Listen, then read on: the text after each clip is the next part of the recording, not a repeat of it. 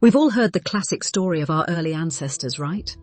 It's a tale of rugged male hunters whose epic adventures shaped the course of human history. For a long time, that was the only story. When women were mentioned, they were usually in the background, passive figures stuck with domestic chores while the men were out having adventures, inventing and creating. But what if the most important stories from our deep past weren't about the hunt at all? What if they were being lived in sacred caves and written in ritual burials? Incredible archaeological finds are revealing a very different picture, one where women may have been the architects of our spiritual world, our first shamans, and the keepers of our connection to something bigger than ourselves. This is the story of the foundational role women played in our first spiritual systems. Let's head back in time, way back to the Upper Paleolithic, more than 30,000 years ago. This was before written words, a time when humans first started expressing big ideas through art and symbols. And when our ancestors chose to represent the human form, one image appeared again and again, the female body. From Siberia to Spain, archaeologists have uncovered over 200 small statues known as Venus figurines. They're some of the earliest examples of figurative art in the world, with the oldest, the Venus of Hohlefels, dating back at least 35,000 years. Now, these aren't simple portraits.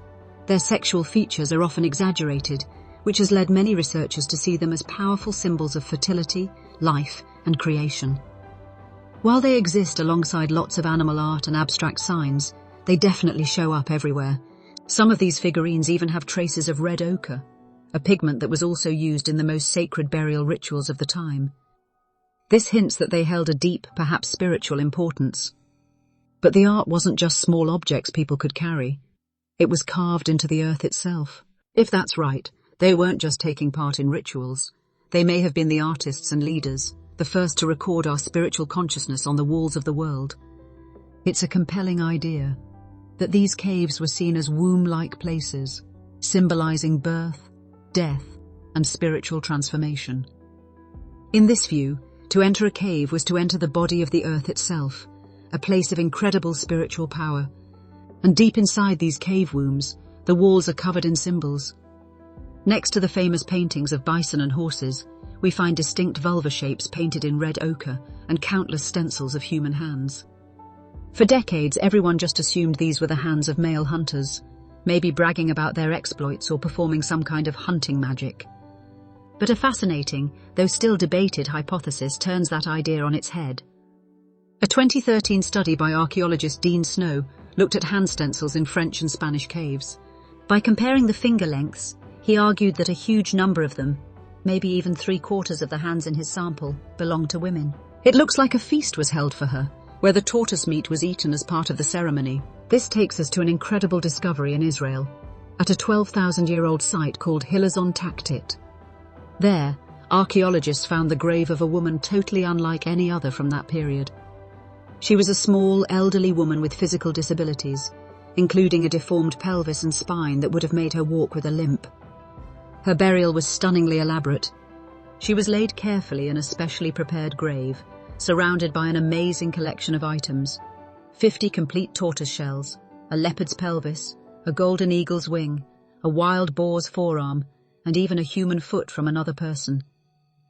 The archaeologists who dug the site, like Professor Lior Grossman, interpret this as the burial of a shaman, a ritual specialist who acts as a bridge between the physical and spirit worlds. Every object seems to have had a purpose. The eagle wing might represent a flight to another world, while all the animal parts suggest a powerful connection to nature. The sheer effort put into her burial is what makes it so important. She wasn't a great hunter or a powerful chief. She was an elderly, disabled woman, yet her community carried her body up a steep hill to this special cave and performed a complex, pre-planned ritual. Grossman believes this woman was so revered that her burial is what made the cave a sacred site, which led to 28 other people being buried there later. She was the first. This grave is powerful evidence that at this turning point in human history, it was absolutely possible for a woman to hold immense spiritual authority. Fast forward a few thousand years to modern-day Turkey, and we find one of the world's first large settlements, Çatalhöyük. Flourishing around 9,000 years ago, it was a dense proto-city of up to 8,000 people living in mud brick houses. They entered through ladders on the roof. What's wild about Çatalhöyük is the strong evidence for an equal society. After decades of digging, archaeologists have found no palaces, no separate temples run by priests, and no elite government buildings. Studies of the skeletons show that men and women had similar diets, did similar kinds of work, and were treated with equal respect in death, buried right under the floors of their homes. It seems to have been a society built on balance. The evidence from Çatalhöyük suggests that for over 1,000 years, a large, complex society could thrive with women playing a central and respected role in the spiritual fabric of their world. And a theme that keeps popping up in their art is the female form. While there's a mix of art, the number of female figurines is noteworthy. The most famous is the seated woman of Çatalhöyük, a figure of a sturdy woman on a throne-like chair, her hands resting on two large cats. The original excavator, James Mellart, famously called her a mother goddess and suggested a matriarchal society. Today, archaeologists like Ian Hodder, who led the modern excavations, are more cautious with the goddess label and don't think it was a simple matriarchy. They point to the clear balance between men and women. Still, the symbolic focus on powerful female figures, whether they represent ancestors, wise elders, or something else, suggests the feminine was central to their worldview. Some figures are even depicted as older women, who may have held a special, respected status. So if these more egalitarian or female-focused spiritual systems were so common, what happened? Why does this all sound so unfamiliar? It's a complicated story, but many scholars point to a period of huge change starting around 4000 to 3000 BCE. One of the most influential, though also heavily contested theories came from archaeologist Maria Gimbutas. She argued that waves of Indo-European tribes, she called them the Kurgan people, began migrating from the Eurasian steppe. Her theory suggests they brought a new model of society with them, one that was patriarchal, patrilineal, and centered on warriors.